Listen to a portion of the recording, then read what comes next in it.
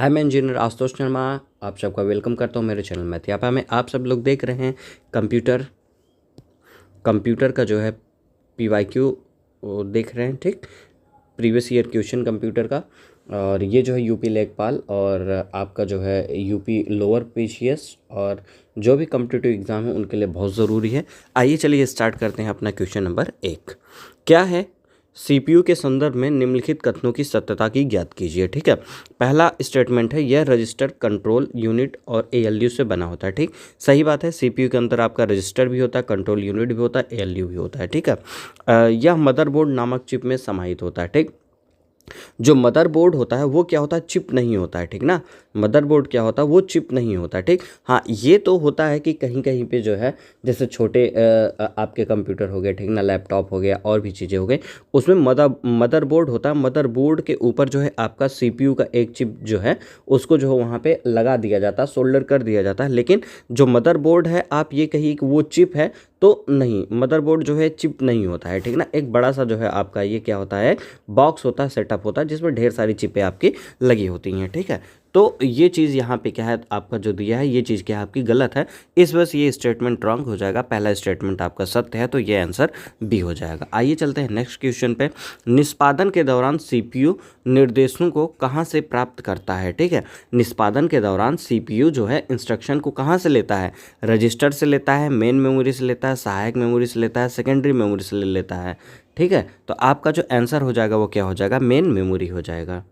जो आपकी main memory होती है इसको जनरली हम लोग कभी कभी जो है रैम भी कह देते हैं। ठीक ना, इसको क्या बोल देते हैं? रैम भी कह देते हैं। जब आप अपना सिस्टम ऑन करते हैं, सिस्टम मतलब कि कंप्यूटर ऑन करते हैं, उसमें जो कुछ भी डेटा चाहिए होता है तो वो किससे लेता है? सेकेंडरी मेमोरी से लेता है। ठीक ना, सेकेंडरी मेमोरी से वो डेटा लेता है और वो डेटा कहाँ पे चला जाता है? रैम में चला जाता है। ठीक है, फिर जो आपका CPU होगा वो डायरेक्ट किससे मेमोरी लेता है? आप डेटा या इंस्ट्रक्शन किससे लेता है? वो रैम से लेता रहता है। ठीक ना, रैम से लेता रहेगा, अपना जो भी जरूरत पड़ेगी CPU को रैम से लेगा। ठीक, अगर रैम के पास नहीं है तो वो फिर काम नहीं करेगा। ठीक ना, ठीक, तो डेटा जो है कहाँ से लेता है? वो रैम से लेता है। रैम मतलब क्या हो गया आपका? मेन मेमोरी हो गया। कौन सी मेमोरी हो गया आपका? ये मेन मेमोरी हो गया। ठीक है, तो आपका आंसर इस वजह से क्या हो जाएगा? मेन मेमोरी हो जाएगा। ठीक, और जो सेकेंडरी मेमोरी है और सहायक मेमोरी, इन दोनों को एक ही नाम से जाना जाता है। ठीक, सेकेंडरी मेमोरी को ही हम लोग क्या बोल देते हैं? ऑक्सिलरी मेमोरी बोल देते हैं। ठीक ना, ऑक्सिलरी मेमोरी बोल देते हैं। ठीक है, ऑक्सिलरी मेमोरी बोल दिया जाता है। ठीक है, और जो रजिस्टर मेमोरी होती है ये सबसे फास्ट मेमोरी होती है।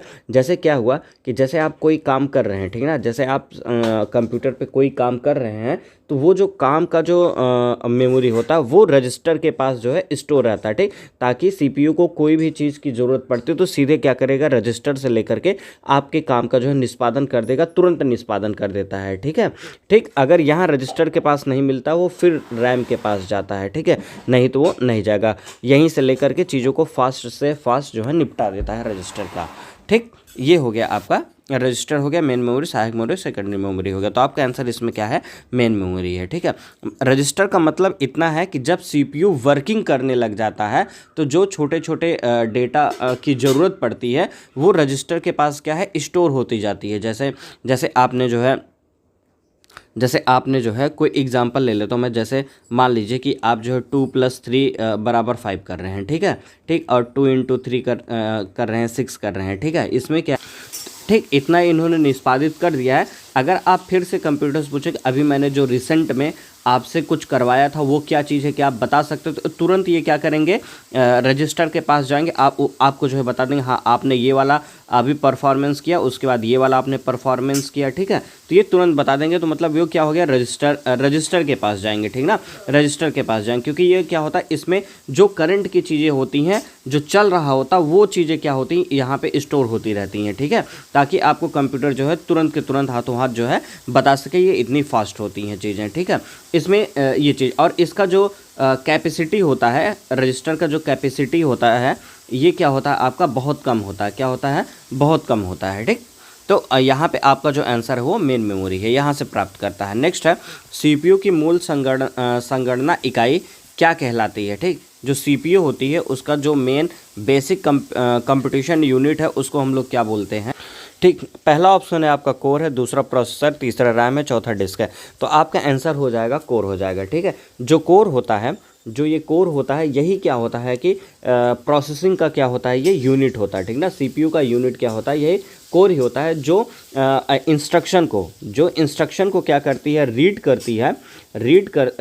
करती है और राइट करती है, ठीक ना, या फिर रीड करती है और या फिर जो है एग्जीक्यूट करती है, ठीक ना। मतलब इंस्ट्रक्शन को पढ़ती है और उसको क्या करती है, निष्पादित करती है, मतलब एग्जीक्यूट भी करती है, ये कोर ही, ठीक ना। और आपने सुना भी होगा कि कुछ इस तरीके से डुअल कोर हो गया, डुअल कोर हो गया, क्वाड कोर हो गया, ठीक, क्वाड कोर हो गया या फिर ऑक्टा कोर प्रोसेसर, ठीक ना। इस तरीके से आपने सुना होगा प्रोसेसर, ये हो गया आपका प्रोसेसर हो गया, ठीक। ऑक्टा कोर प्रोसेसर हो गया ना, dual core processor, quad core processor, octa core processor, इस तरीके से आपने सुना होगा। तो यही जो कोर है, यही क्या है, इसका सीपीयू का जो है या प्रोसेसर का क्या होता है, ये बेसिक कंप्यूटेशन यूनिट कहलाता है, ठीक है, ठीक। और इसका मतलब क्या होता है कि जैसे क्या होता है कि जो कंप्यूटेशन यूनिट होते हैं, ये मतलब कि एक साथ क्या करते हैं, बहुत से काम को जो है कर सकते, जैसे डुअल कोर है, क्वाड कोर है, ऑक्टा कोर है, तो ये सब क्या करते हैं कि ये इतने एडवांस हो गए हैं कि अब एक साथ जो है ना ढेर सारे काम को जो है एग्जीक्यूट कर सकते हैं। जैसे आप एक साथ जो है कैलकुलेशन का भी काम कर सकते हैं, उसी के साथ में आप कोई सॉन्ग भी जो है सुन सकते हैं, ठीक है। और तीसरा, उसी के साथ में जो है आप कुछ और भी जो है इसके साथ में आप करवा सकते हैं उसको। तो मतलब एक साथ जो है ढेर सारे काम को ये कर सकता है, ठीक ना। ये dual core, quad core, octa core आने से जो है ये सब चीज़ें जो है आपको फ़ायदा मिली हुई हैं, ठीक है। अब बात कर लेते हैं प्रोसेसर की, तो जो ये प्रोसेसर होता है, ये क्या होता है आपका, एक पूरे चिप का नाम क्या होता है, ये प्रोसेसर होता है, ठीक ना। इसके अंदर ढेर सारे कोर होते हैं, इसके अंदर क्या होते हैं, ढेर सारे कोर लगे हुए होते हैं, ठीक ना, ठीक। एक कोर नहीं, इसके अंदर क्या है, ढेर सारे कोर लगे, तो मतलब ये क्या होता है, प्रोसेसर है, इसमें ढेर सारी चिपें लगी होती हैं, ठीक ना। और वो जो चिप होती हैं वो उसमें क्या है, ढेर सारे आपके जो है कोर होते हैं, ठीक ना। या फिर आप कह सकते हैं कि प्रोसेसर के अंदर ढेर सारे कोर सेटअप किए जाते हैं, ठीक। और इस प्रोसेसर को हम लोग क्या बोलते हैं, कंप्यूटर का मस्तिष्क भी जो है इसको बोलते हैं, ठीक है। अब बात कर लेते हैं रैम की। तो रैम क्या होता है, इसको हम लोग बोलते हैं, रैम को बोलते हैं रैंडम एक्सेस, ठीक, रैंडम एक्सेस मेमोरी, क्या बोलेंगे, मेमोरी, रैंडम एक्सेस मेमोरी इसको हम लोग बोलते हैं, ठीक है, ठीक। और नेक्स्ट है आपका डिस्क है। डिस्क क्या होता है, ये सेकेंडरी स्टोरेज है। कैसा है आपका, सेकेंडरी स्टोरेज है, ठीक है, सेकेंडरी स्टोरेज है। सेकेंडरी स्टोरेज का मतलब क्या हो गया, ये परमानेंट स्टोरेज हम लोग इसको बोलते हैं, ठीक है। आगे चल करके आप इसमें देखेंगे कि मतलब मैंने तो थ्योरी क्लास में अपने पढ़ा भी रखा है, जो डिस्क है, जैसे सीडी हो गया, ठीक, सीडी रोम हो गया, ठीक, डीवीडी हो गया, ठीक, फ्लॉपी डिस्क हो गया, ये सब चीज़ें क्या है आपकी डिस्क में आती हैं। आइए चलते हैं नेक्स्ट क्वेश्चन पे। निम्नलिखित में से कौन सा लाइनक्स सिस्टम का कोर है जो सीपीयू, मेमोरी और पेरिफेरल डिवाइस का प्रबंधन करता है और ओएस का सबसे निम्न स्तर है, ठीक। पहला है boot loader, desktop environment, kernel है, डेमन्स है। आपका आंसर हो जाएगा कर्नल हो जाएगा, ठीक। और ये जो है पार्ट है आपका ओएस, ऑपरेटिंग सिस्टम का जो है, ये क्वेश्चन यहाँ पे आ गया है फिलहाल के लिए, लेकिन अभी यहाँ पे जो है समझ लेते हैं, सीपीयू की बात चल रही है यहाँ पे, ठीक है, ठीक। और इसको मैंने करा भी रखा, कर्नल होता क्या है। देखिए, ये जो कर्नल होता है वो क्या करता है, पहली बात तो ये समझ लीजिए, कर्नल जो होता है वो क्या होता है, ओएस मतलब ऑपरेटिंग सिस्टम का मस्तिष्क इसको बोला जाता है। ऑपरेटिंग सिस्टम का क्या बोला जाता है, इसको ब्रेन बोला जाता है या फिर हार्ट बोला जाता है, ठीक ना, ठीक। इसको हार्ट भी बोल सकते हैं या ब्रेन भी बोल सकते हैं, किसका, ऑपरेटिंग सिस्टम का, कंप्यूटर का नहीं, ऑपरेटिंग सिस्टम का। आप इसको ब्रेन या हार्ट बोल सकते हैं, कर्नल को बोल सकते हैं, ठीक ना, ये पूछा भी जाता है, ठीक। और ये जो है यही तय करता है, जो कर्नल होता है यही जो है तय करता है कि कौन सा प्रोग्राम सीपीयू को मिलेगा, ठीक ना, कौन से प्रोग्राम को जो है कितना टाइम मिलेगा, कितना समय मिलेगा सीपीयू के द्वारा, और वो कहाँ पे जा कर के स्टोर होगा, ठीक ना, और वो कहाँ पे जा कर के स्टोर होगा, ठीक है। और जो आपके कीबोर्ड हो गए, माउस हो गए, और जो स्टोरेज डिवाइसेस हो गई आपके, ठीक है, उनके बीच में जो कम्युनिकेशन होता है उसका काम भी कौन करता है, ये कर्नल करता है, ठीक है। आप यूँ कह सकते हैं जो कर्नल होता है, ठीक ना, वो क्या होता है, एक ब्रिज होता है, ठीक ना, वो क्या होता है, ब्रिज होता है। जो आपका कर्नल होता है वो क्या होता है, आपका एक ब्रिज होता है, ठीक, ब्रिज होता है। अब ये ब्रिज होगा तो दो लोगों के मध्य होगा, किसके किसके मध्य होगा, हार्डवेयर हो गया और दूसरा क्या हो गया, सॉफ्टवेयर हो गया, ठीक है। हार्डवेयर और सॉफ्टवेयर के बीच में एक ब्रिज के जैसा जो काम करता है उसी को हम लोग बोलते हैं कर्नल बोलते हैं। क्या बोलते हैं, कर्नल बोलते हैं। आपसे कोई पूछे कर्नल क्या है तो आप बताइए। एक ये ब्रिज के जैसे काम करता है और किसके बीच में काम करता है, हार्डवेयर और सॉफ्टवेयर के बीच में एक ब्रिज के जैसा ये काम करता है, ठीक। ऑपरेटिंग सिस्टम का इसको ब्रेन या फिर हार्ट बोला जाता है, हार्ट बोला जाता है, ठीक है। और ये यही डिसाइड करता है कि कोई कौन सा प्रोग्राम है या फिर जो प्रोग्राम है उसको जो है कितना समय मिलेगा और वो कहाँ पे जाके स्टोर होगा, ठीक है। और जो आपके कीबोर्ड है, माउस है और जो भी डिवाइसेस हैं उनके बीच में जो है सामंजस्य बैठाने का काम कौन करता है, ये कर्नल करता है, ठीक है। ठीक, जो कर्नल है वही समझ लीजिए ओएस का काम है, ठीक है। तो ये हो गया, आपकी कहानी हो गई। आगे चलते हैं। निम्नलिखित में से कौन अमेरिकी मानकों के आधार पर ओशियार फॉन्ट है, ठीक ना। ओशियार, देखिए इस चीज़ को मैं बता चुका हूँ। ओशियार फॉन्ट जो है आपका दो तरीके का हो गया, ठीक। एक जो है ओशियार जो है ए हो गया, एक ओशियार क्या हो गया आपका बी हो गया, ठीक ना।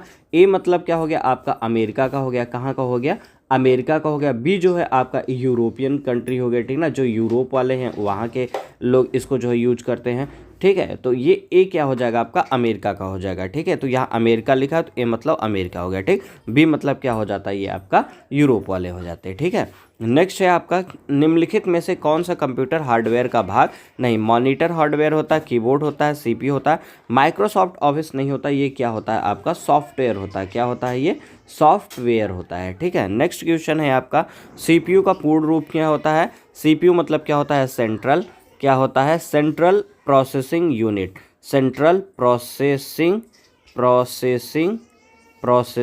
यूनिट, सेंट्रल प्रोसेसिंग यूनिट, माफ़ करिए यहाँ पे सिंगल सी होगा, ठीक है, ठीक। सेंट्रल प्रोसेसिंग यूनिट हो गया, ठीक है। आपका आंसर हो जाएगा ये वाला हो जाएगा।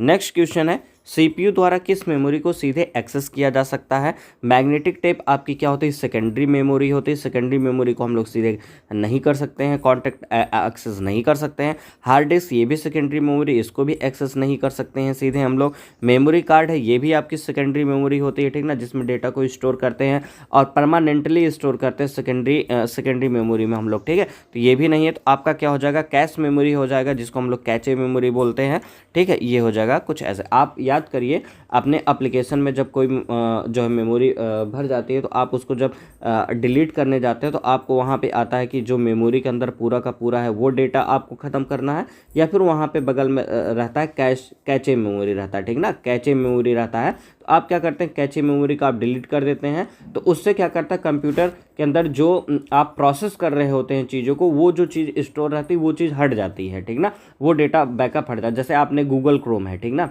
आप गूगल क्रोम ले लिए, ठीक, गूगल क्रोम ले लिए, ठीक ना। गूगल क्रोम में आपने सर्च कर लिया, मान लीजिए कि सरकारी रिजल्ट सर्च किया, मैथियापा मेरा चैनल है उसको आपने जो है सर्च किया, और भी ढेर सारी वेबसाइट को आपने विजिट किया, ठीक है, ठीक। तो अब क्या है कि मान लीजिए विजिट किया, उसके बाद इसको आपने कट कर दिया, ठीक है। फिर जब आप क्रोम पे सर्च करने लगते हैं तो जैसे ही आप वहाँ पे डालेंगे मैथियापा का MA डालेंगे तो आपको पूरा लिख करके दे देता है, मैथियापा ये लिख करके दे देता है, ठीक ना। क्यों, क्योंकि ये जो आप सर्च किए रहते वो उसके डेटाबेस में जाके स्टोर रहता है वो, ठीक ना, वो सेव रहता है कि आपने ये चीज़ पहले की है, तो आपको तुरंत के तुरंत वहाँ पे जो है नाम वो दिखाने लग जाता है, ठीक है, ठीक। अब वैसे ही वो कहाँ पे स्टोर होता है, वो कैचे मेमोरी में ही स्टोर होता रहता है, ठीक। जैसे ही आपने कैचे मेमोरी को डिलीट किया, ये चीज़ जो आपको फिर शो करने लगता है वो हट जाएगा, फिर से आपको जो है फ्रेश वो जो है आपको सर्च करना पड़ जाता है, ठीक है। तो ये बात मैं समझाना चाहता था आपको, ठीक है। आई होप समझ में आया होगा, ठीक। तो ये है आपका कैचे मेमोरी है, ठीक है। नेक्स्ट क्वेश्चन पे चलते हैं हम लोग। 1.8 गीगाहर्ट्ज़ की क्लॉक दर वाला सीपीयू प्रति सेकंड कितने क्लॉक चक्र चलता है, ठीक ना, मतलब कि 1.8 गीगाहर्ट्ज़ कितना चलेगा, 1.8 गीगा जो है ये इतना साइकिल ये पर सेकंड ये चलेगा, ठीक है। देखिए पहले तो हम लोग ये समझते हैं हर्ट्ज़ के बारे में, समझते हैं किसके बारे में, हर्ट्ज़ के बारे में समझते हैं। हर्ट्ज़ को जो है हम लोग H और Z ये लिखते हैं, ठीक ना, इस तरीके से लिखा जाता है, ठीक है। और ये जो है फ्रिक्वेंसी की जो है फ्रिक्वेंसी की ये यूनिट है। फ्रिक्वेंसी की यूनिट क्या है आपकी, हर्ट्ज़ फ्रिक्वेंसी की यूनिट है, ठीक है। ठीक, और हर्ट्ज़ का मतलब ये होता है 1 हर्ट्ज़। अगर मैं बोल रहा हूँ 1 हर्ट्ज़, इसका मतलब क्या हो गया, पर सेकंड 1 साइकिल। क्या चीज़ है, पर सेकंड 1 साइकिल, पर सेकंड साइकिल, ठीक है। पर सेकंड जो है 1 साइकिल, मतलब 1 सेकंड में जो है 1 चक्र जो है ये हो जाता है, ठीक है। तो उसको हम लोग बोलते हैं 1 हर्ट्ज़ बोलते हैं, ठीक है। अब अगर मैं बात करूं कि जैसे 1 हर्ट्ज़ इसका मतलब क्या हो गया, 1 साइकिल पर सेकंड, 1 साइकिल पर सेकंड, 1 साइकिल पर सेकंड, ठीक। अगर मैंने बोला 2 हर्ट्ज़, इसका मतलब क्या हुआ, 2 साइकिल पर सेकंड, मतलब कि 1 सेकंड में जो है 2 साइकिल, ठीक। अगर मैंने यही चीज़ बोल दिया यहाँ पे कुछ ऐसे, ठीक, आइए देखिए, अगर मैंने यहीं पे बोल दिया 1 किलो हर्ट्ज़, क्या बोल दिया, 1 किलो हर्ट्ज़ बोल दिया, इसका मतलब क्या हो गया, किलो मतलब क्या हो गया, 1000 हो गया, ठीक ना। 1000 साइकिल पर सेकेंड, 1000 साइकिल पर सेकेंड, ठीक ना। मतलब ये समझिए कि 1 सेकेंड में 1000 साइकिल वो कंप्लीट करेगा, ठीक। 1000 को आप क्या लिख सकते हैं, 10⁻³ लिख सकते हैं, ठीक ना, 10⁻³ साइकिल पर सेकेंड, ठीक, ये हो गया। अब वही चीज़ मैं ऐसे लिखना चाहूँ, किलो के बाद क्या हम लोग बोल सकते हैं, मेगा बोल सकते हैं, ठीक ना। क्या, 1 मेगा हर्ट्ज़, 1 मेगा हर्ट्ज़ हमने बोला, मेगा मतलब क्या होता है, 10⁻⁶, मेगा मतलब क्या होता है, 10⁻⁶ होता है, ठीक ना। 10⁻⁶ का मतलब क्या हो गया आपका, 1 2 3 4 5 6, 6 जीरो कर दीजिए, ठीक ना। ये क्या हो गया आपका, 10⁻⁶ हो गया, 1 मेगा हर्ट्ज़ हो गया, ठीक ना। अब हर्ट्ज़ का मतलब होता ही क्या है कि इतना जो है, इतना साइकिल 1 सेकंड में, ठीक। ये जो 10⁻⁶ साइकिल पर सेकंड, ठीक, इतना सेकंड, मतलब 1 सेकंड में जो है 10⁻⁶ साइकिल को वो कंप्लीट कर लेगा, ठीक है। ये चीज़ हो गई। आप यहाँ से कैलकुलेट भी कर सकते हैं, इकाई, दहाई, सैकड़ा, हज़ार, 10,000, लाख, 10 लाख, कितना, 10 लाख, ठीक है। 10 लाख, 10 लाख मतलब क्या हो गया आपका, 10 लाख मतलब क्या हो गया, कमेंट में अगर मैं बात करूँ गीगा की, ठीक ना, अगर मैं बात करूँ कि 1 गीगा हर्ट्ज़ की अगर मैं बात करूं, तो गीगा मतलब क्या हो जाएगा आपका, 10⁻⁹ हो जाता है, क्या हो जाता है, 10⁻⁹ हर्ट्ज़ हो गया, ठीक ना। इसका मतलब क्या हुआ, 10⁻⁹ साइकिल पर सेकंड, मतलब 1 सेकंड में जो है कितने साइकिल कंप्लीट करेगा वो, 10⁻⁹ साइकिल को वो जो है कंप्लीट कर लेगा, ठीक है। ठीक, जिसको हम लोग बोल सकते हैं 1 अरब चक्र, क्या चीज़, 1 अरब चक्र, या फिर 1 बिलियन, क्या बोल सकते हैं, 1 बिलियन। कभी कभी ये भी पूछ लेता है कि 1 बिलियन मतलब क्या, तो आप बता सकते हैं 10⁻⁹ बता सकते हैं, ठीक। मिलियन में क्या होता है, 10⁻⁶ होता है, ठीक है। ठीक, ये चीज़ हो गया। और रही बात अब क्लॉक चक्र की, ठीक ना, क्या है, क्लॉक साइकिल, ठीक। क्लॉक साइकिल क्या होती है ये भी देख लीजिए। जो क्लॉक साइकिल होती है उसको हम लोग क्या बोलते हैं, धड़कन कहते हैं। जनरली सीपीयू का इसको क्या बोलते हैं हम लोग, सीपीयू का क्या बोलते हैं, धड़कन बोलते हैं। क्या बोलते हैं, सीपीयू का धड़कन। इस धड़कन से देखिए अपने अपने महिला मित्र के धड़कन की को याद मत करने लगिएगा, ठीक है। हम बात कर रहे हैं सिर्फ और सिर्फ सीपीयू के धड़कन के बारे में बात कर रहे हैं, ठीक ना। ठीक, आइए चलिए इसमें देखते हैं और क्या चीज़ है। हाँ, और ये भी चीज़ है कि जितनी तेज़ ये धड़कन चलेगी उतनी ही तेज़ से जो है सीपीयू आपके काम को पूरा करेगी, ठीक है ना। मतलब धड़कन जितनी ज़्यादा तेज़ होगी, सीपीयू जो है उतना बढ़िया, उतना तेज़ जो है काम करेगा, ठीक है। ये चीज़ है इस आपका क्लॉक साइकिल होगी। एक और डिटेल बताना चाहता हूँ मैं, जो मैं आरआरबी एनटीपीसी का पेपर देने गया था, ठीक, अभी जो हो रहा था उसमें ये क्वेश्चन पूछा गया था, ठीक। इसको आप ध्यान रखिएगा, ठीक। अगर मैं बात करूँ किलो की, किसकी बात करूँ मैं, किलो की, तो वो क्या होता है, 10⁻³ होता है, ठीक। अगर मैं बात करूँ मेगा की, ये क्या होता है, 10⁻⁶ होता है, ठीक है। अगर मैं बात करूँ गीगा की, किसकी बात करूँ मैं, गीगा की, तो ये कितना होता है, 10⁻⁹ होता है, ठीक है। अगर मैं बात करूँ गीगा, उसके बाद मैं बात करूँ टेरा की, ठीक, तो ये क्या होता है, 10⁻12 होता है, ठीक, 10⁻12 हो गया। अगर मैं बात करूँ पेटा की तो मैं इसमें क्या हो जाएगा, 10⁻15 हो जाएगा, ठीक है। पेटा कितना हो गया, 10⁻15 हो गया, ठीक। अगर मैं बात करूँ इग्जा की, किसकी मैं बात करूँ, इग्जा की, पेन चेंज कर लेता हूँ मैं। अगर मैं बात करूँ इग्जा की मैं बात करूँ, तो इग्जा में क्या हो जाएगा आपका, 10⁻18 हो जाएगा, ठीक ना। एग्ज़ा में क्या हो जाएगा, 10⁻18 हो जाएगा, ठीक है। उसके बाद अगर मैं बात करूं, एग्ज़ा के बाद अगर मैं बात करूं, तो क्या आता है, जेटा आता है, क्या आता है, जेट्टा आता है, ठीक। जेट्टा, जेट्टा की मैं बात करूँ तो ये क्या हो जाएगा 10⁻21 हो जाएगा, ठीक है। अगर मैं बात करूँ योटा की, क्या मैं बात करूँ योटा की, योटा में कितना हो जाएगा 10⁻24 हो जाएगा, योटा में कितना हो जाएगा 10⁻24 हो जाएगा, ठीक। अगर मैं बात करूँ रोना की, किसकी बात करूँ मैं, रोना की बात करूँ, ठीक, तो ये हो जाएगा 10⁻27 हो जाएगा, ठीक। क्वेटा की मैं बात करूँ, क्वेटा, क्वेटा, क्वेटा की मैं बात करूँ तो ये हो जाता है 10⁻30 हो जाता है, ठीक है, ठीक। और इसमें क्या जो पहला लेटर होता है वही इसका रिप्रेजेंटेशन होता है, ठीक। मतलब क्यू आर, रोना से आर हो गया, वाई से वेट्टा, जिट्टा का जेट हो गया, एक्सा का ई हो गया, ठीक है।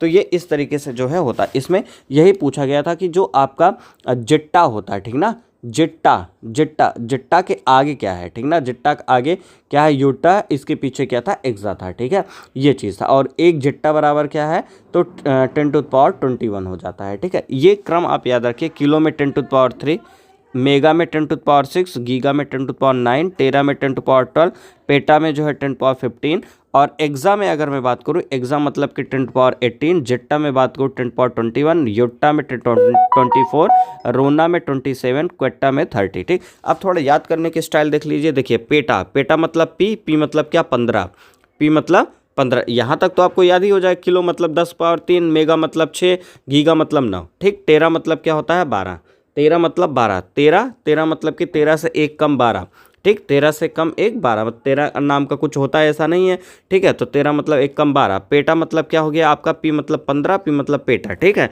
अब उसके बाद देखिए ये जो जेड है ये क्या है आपका जेड है, ठीक ना, जेटा, जेड मतलब क्या हो गया आपका 21 हो गया, ठीक ना, जेड मतलब क्या हो गया 21 हो गया। योटा, अब ये क्या है आपका योटा, योटा मतलब क्या हो गया आपका वाई जैसे बन रहा, वाई का मतलब क्या हो गया, देखिए ये वाई बन रहा, वाई मतलब क्या 4 के जैसे बन रहा है ना, 4 के जैसे बन रहा है, इसका मतलब क्या 10⁻24, 10 कितना हो जाएगा 24, ठीक ना। 14 का तो कोई कंसेप्ट नहीं है, 24 होगा, ठीक ना। 3 के गैप में ये बढ़ता जाता है, 3, 6, 9, 12, 15, 18, 21, 24, 27, 30, ठीक। तो योटा मतलब क्या हो गया 24 हो गया, ठीक ना। वाई मतलब 4 के जैसे है तो 24 हो जाएगा, ठीक है, ठीक।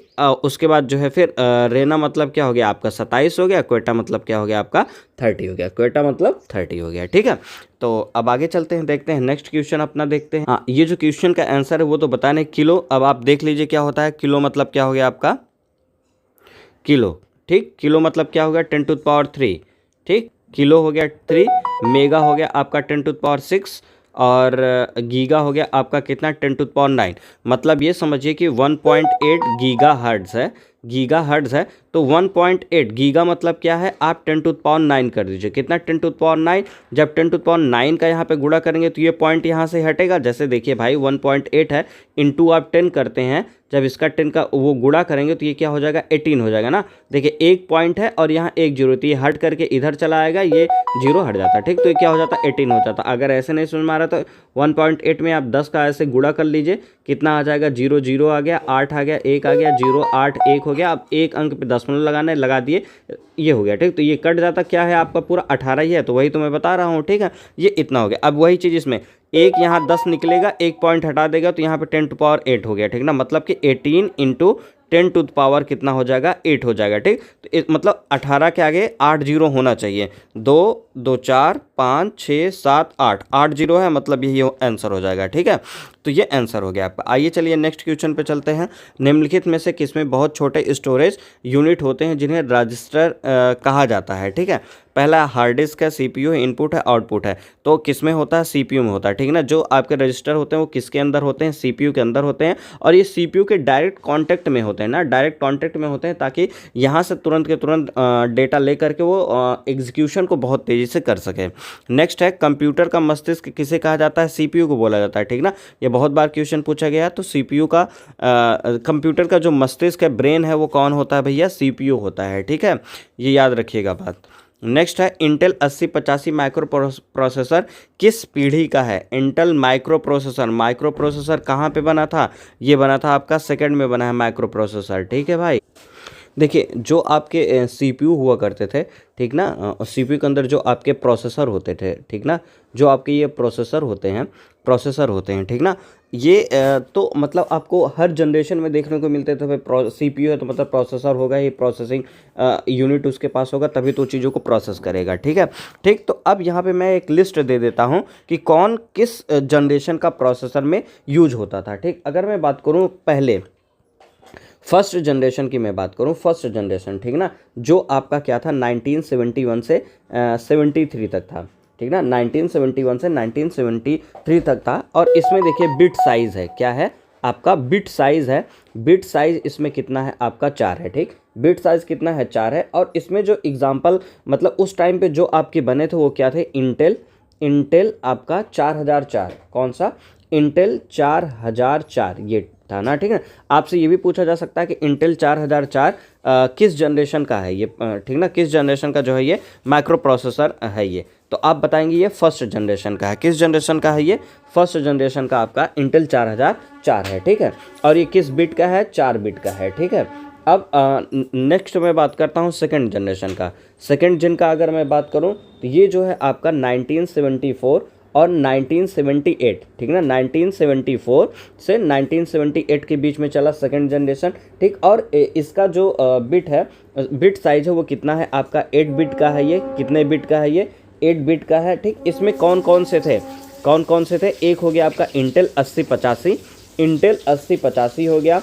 और फिर आता है आपका इंटेल 8080 हो गया, 80 सबके साथ में इंटेल लगा हुआ है, ठीक है, 8080 हो गया। फिर हो गया आपका मोटोरोला 6800 हो गया। ठीक, ये किसके हैं, सेकेंड जनरेशन के आपके हो गए, ठीक है। ठीक, और ये जो है NMOS टेक्निक पे जो है बेस्ड थे, ठीक है। इससे क्या होगा, इनकी जो स्पीड है थोड़ी सी बढ़ गई थी, ठीक है।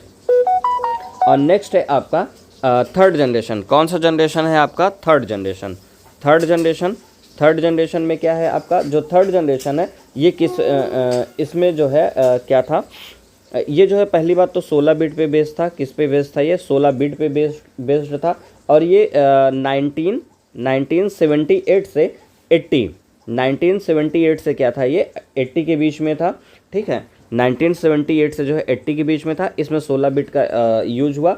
और इसमें जो है कौन कौन सा यूज हुआ था, इंटेल 8086, इंटेल 8086, 8088, इंटेल 8088, जी लॉग जिसको हम लोग बोलेंगे Z8000, ठीक ना, Z8000, जेड है ये क्या है, जेड है, ठीक ना, Z8000 है, ठीक, जी-लॉग Z8000, ठीक। ये आपके जो है थर्ड जनरेशन के हो गए 16 बिट्स 1978 से 80, जिसको हम लोग बोलते हैं इंटेल 8086, जिसके अंदर बना इंटेल 8088 बना, जी-लॉग Z8000 ये बना। मतलब ये सब क्या है, सेकंड जेन में बना कौन, थर्ड जेन में कौन बना, और फर्स्ट जेन में कौन माइक्रो प्रोसेसर बने, इन सब के बारे में जो है ये बात कर रहा है, ठीक ना। ये चीज़ें बनी हैं, ठीक। ये पूछा गया जैसे 8085 आपका ये BPSC टायर 2.0 2023 में पूछा गया, तो हो सकता है आपसे पूछ लिया जाए कि 4004 कब बना, इंटेल 4004 फर्स्ट में बना, ठीक है। अब उसके बाद जो है आप 8085 कब बना, थर्ड में बना, 8080 कब बना, नहीं 8085 सेकंड में बना, 8080 भी जो है आपका सेकंड में बना। और आपका जो है 8088 कब बना, थर्ड में बना। Z8000 कब बना, थर्ड में बना। 8086 कब बना, थर्ड में बना आपका, ठीक। ऐसे ही फोर्थ का बात कर लेते हैं हम लोग। फोर्थ जनरेशन का अगर हम लोग बात करें तो फोर्थ जनरेशन में क्या, ये किस पे पहुंच गया था आपका, हाँ। और एक और चीज़ देखिए, जो आपका जो है 1 MB थी, ठीक ना। ये जो थर्ड जनरेशन इसमें क्या हो गया था कि जो मेमोरी का एड्रेस हम लोग कर सकते थे वो N MB 1 MB तक जो है कर सकते थे थर्ड जनरेशन में, ठीक ना। यहीं से जो है थोड़ा एक ये दुनिया में क्या हुआ, एक क्रांति आ गई थी कि जो ये वही प्रोसेसर थे जिसमें 1 MB तक जो है मेमोरी को जो है एड्रेस किया जा सकता था, मतलब सेव किया जा सकता था, ठीक है ना। मेमोरी को 1 MB तक किया जा सकता था, ठीक है। फिर उसके बाद जो है यहीं से मतलब थर्ड जनरेशन से जो है MB की स्टार्टिंग हो गई थी। फिर फोर्थ जनरेशन आपका है 1981 से जो है आपका 95 तक, 1981 से कहाँ तक, 5 तक जो है, और इसमें जो प्रोसेसर की जो रफ्तार थी, जो प्रोसेसर की रफ्तार थी वो कितनी हो गई थी आपकी, मेगा हर्ट्स तक हो गई थी, और मल्टीटास्किंग भी जो है आपका यहाँ से स्टार्ट हो गया था। ठीक है, और इसमें क्या था आपका इंटेल 8086, इंटेल क्या हो गया आपका 8086, सॉरी 8086 नहीं 80386, ठीक, माय मिस्टेक, 80386, इसको करेक्ट करिए, 80386 हो गया था, ठीक ना, 80386। उसके बाद फिर इंटेल 80486 हो गया था। उसके बाद जो मोटरोला 68020, मोटरोला 68020, ठीक, मोटरोला 68020 हो गया, इंटेल 80386, 486 इंटेल हो गया। ठीक है, ये हो गया आपका 4th जनरेशन में इतनी चीज़ें बन गई थी। और इसका जो टेक्निक था वो किस पे था, HCMOS, ठीक ना, HCMOS टेक्निक पे ये बेस्ड था। ठीक है, और कहाँ पे जगह है, जगह कहाँ पे है, ये यहाँ पे है, ठीक ना। इस बॉक्स में देख लीजिए, एक बचा है आपका 5th जनरेशन, ठीक ना। 5th जनरेशन का बात अगर कर लिया जाए तो ये इसका जो बिट साइज़ था वो कितना था, 64 बिट साइज़ था इसका, 54। और इसमें जो है मल्टी कोर जो है टेक्निक आ गई थी, पैरेलल प्रोसेसिंग आ गई थी, ये सब चीज़ें थी। और इसमें जो था आपका पेंटियम, ठीक ना, पेंटियम का नाम आपने सुना होगा, पेंटियम आ गया। फिर ठीक है, कोर i3 आ गया, कोर i3 आ गया, i5 आ गया आपका, i7 आ गया, i9 आ गया, ठीक, i9 आ गया, ठीक, इस तरीके की जो है आने लगी। और एप्पल की जो है M सीरीज चिप्स भी जो है इसी 5वीं पीढ़ी में जो है स्टार्ट हो गई थी। ठीक है, तो ये बात इतना ध्यान रखिएगा, ये बहुत ज़रूरी है आपके लिए जानना। ठीक है, हो सकता है किसी भी एग्ज़ाम में आपके सामने टकरा जाए। ठीक है, तो ये जो है आंसू का जीके है भैया, ठीक है ना, एकदम बेसिक से। तो आप इसको देखते रहिए, पढ़ते रहिए। अब आगे का क्वेश्चन कल करेंगे। Okay, thank you. अगर क्लास अच्छी लगी तो प्लीज़ लाइक शेयर सब्सक्राइब करना ना भूलें, और अपने दोस्तों के साथ ज़रूर क्लास को शेयर कर दिया करिए। ठीक है, चाहे तो आप जो है स्ट्रीमिंग के समय देख लीजिए, या फिर स्ट्रीमिंग के बाद 2x पे करके देख लीजिए। लेकिन मैं इतना स्पीड खुद ही बोलता हूँ, आपको 2x की ज़रूरत ही नहीं पड़ेगी। ठीक है ना, ठीक, टाइम वेस्ट बिल्कुल नहीं करता हूँ भैया, जो आता है सीधा पढ़ाओ। हम भी तैयारी कर रहे हैं तो मैं उसी हिसाब से पढ़ा भी रहा हूँ आपको, कि आपके एग्ज़ाम में क्वेश्चन फंसे। आप भी सिलेक्शन को लीजिए, हम भी सिलेक्शन को लें। ठीक है, तो चलिए इसी पे लेते हैं अलविदा, मिलेंगे कल। Okay, thank you.